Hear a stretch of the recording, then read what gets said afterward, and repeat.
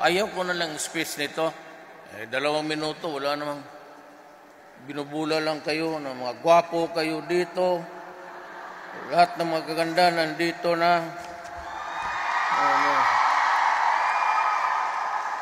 At sabi dito yung kumanta ng Ikaw, pauwiin mo na. May asawa ka na, ma'am? So, baka rasyan yung asawa, mabaril tayo dito.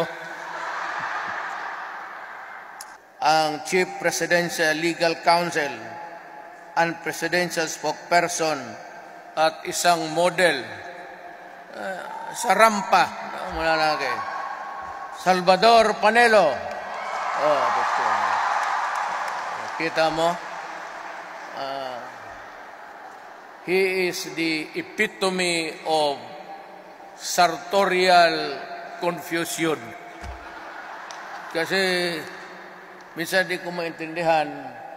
Alam mo to, bawal sa, it's People's Palace. Hindi ko naman tinatawag yan ng, I do not mention Malacanang at all.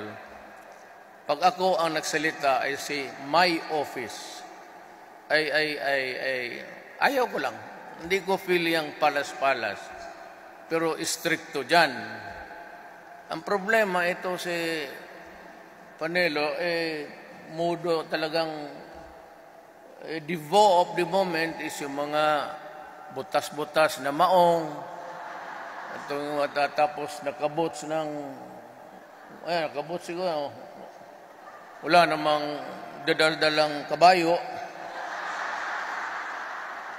Sa pinapasok nung bago pa kami, hindi ka pwede pumasok. Kasi nakamaong. Mas mahal pa ito sa kami ng gwardiya, walang maong. Pero sabi ko, sir, papasukin ba natin? Hayaan mo yan kasi artista talaga yan.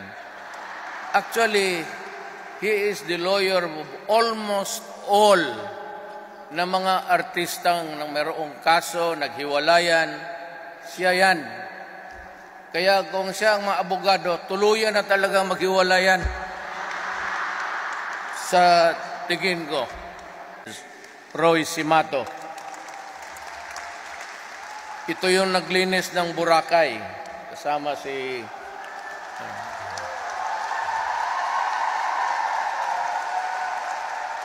pero nung the very first day I decided i-clean up of Boracay, it was in a cabinet meeting, kasi ang Boracay, lahat ng lumalabas ng dumi sa lahat ng hotel halos, papuntang Boracay mismo, dagat.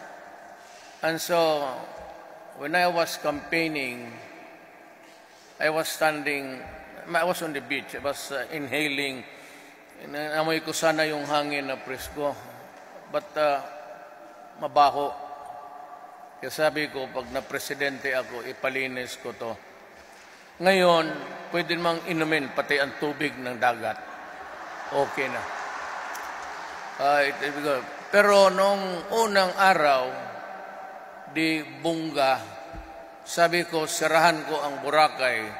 So news talaga yan. But the following day, sinusundan na si Secretary Lorenzana. But doon sa headline, naglalakad siya ng beach. Kinukunan siya ng kamera ng picture. Pero yung mata niya, ang mata nandoon yan sa dalawang puti na babae na nakabikini. Tapos tinawagan ko, sabi ko, Roy, akala ko ba naglilinis ka ng Boracay? Bakit ka palakad-lakad dyan sa bisi? Tignan mo yung mga, nakalimutan ko. Siguro, bigyan mo lang ng panahon para magsawa si Simato kasi matanda na rin para sa akin. Hanggang tingin na lang yan. Hindi tinitignan niyang human rights ang biktima. They are only worried of a carcass. Tawag ko dyan, putang inang carcass. Isang kriminal, lista sila ng lista, umabot ng 70,000. Sabi ko lang man, I will kill you. Hindi naman ko nakapatay ng isang tao. Istorya man lang yan. Wala pala kayo. Pero sabi ko, sino nagpatay? Ewan ko. Tanong mo si... Baka si Anyo, DILG, General Anyo, o sa Armed Forces, ito si General Esperon, he's from Pangasinan. Ako sinabi ko ganito, kung tumindig kayong mga major commanders ng Air Force, Navy, Police, pati Army, bababa ako. Uwi ako sa Davao.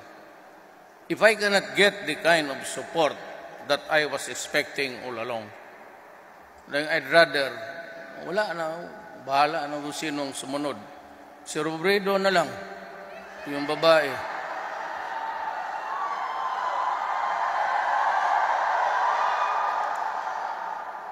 Wala kayong makuha dyan sa totoo lang. Ang mga Bisaya, Tagalog, nag-surrender.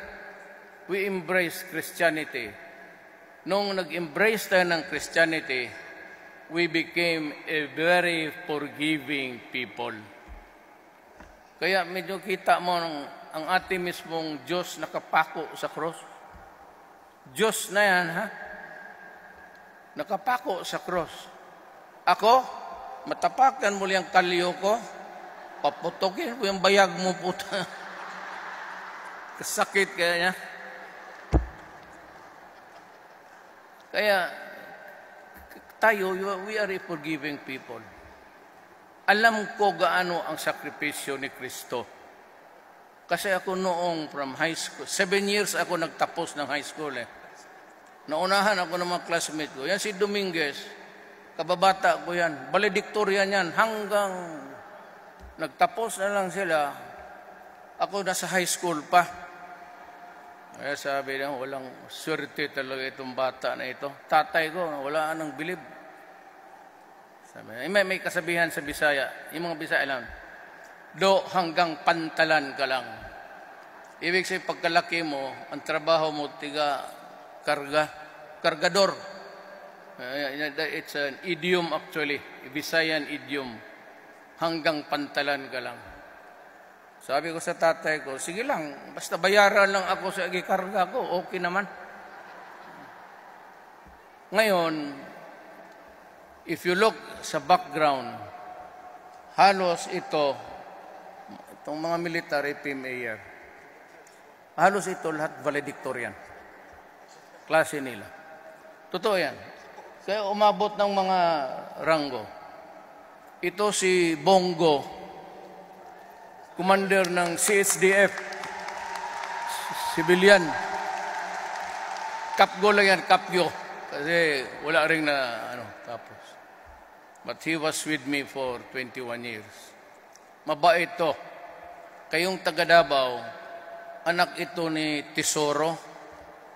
Hindi talaga ito, go lang tatay niya, Chinese. But ang nanay nito, Batanggin niya. May anak, Tesoro yung barong. Naging honorable. Tumindig ka nga, Bong.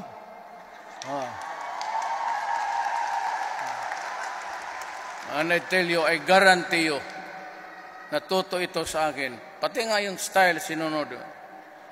He is very, pati babae, dalawa rin yung kanyang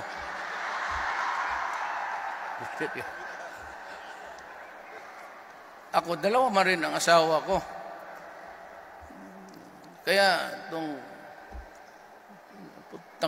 alam mo ba magkano ang sweldo ng presidente? Alam ninyo kung magkano? 200,000. Ang asawa ko, dalawa. Yung 100,000 doon kay nanay ni Inday, itong 100 sa nanay ni Kitty. Ewan ko, ito si Bonggong ilan. Pero ito sila, pati yung kaharap mo na tatanda congressman, Meron rin yan. Maniwala kayo. Maniwala kayo. I was once a congressman. Kanya-kanyang diskarte yan. Hindi pa matapos ang sesyon, mag-start kami alas 4, matapos alas 10, alas 11.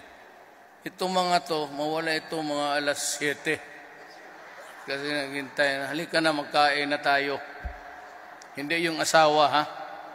Kasi ang asawa hindi tumatawag. Kisihoda ka kung anong oras ka umuwi. Kung may mag-apura, hindi asawa yan. Girlfriend yan. Sigurado ako, kayong mga may turuan ko kayo. Kayong nagkapag-asawa ng Russian, mababait sila? Ha? Mabait? Russian ang husband mo? Very good? Mabuti pa, Russian na lang kayo. Pilipino talagang ugok yan. Maghanap talaga ng iba.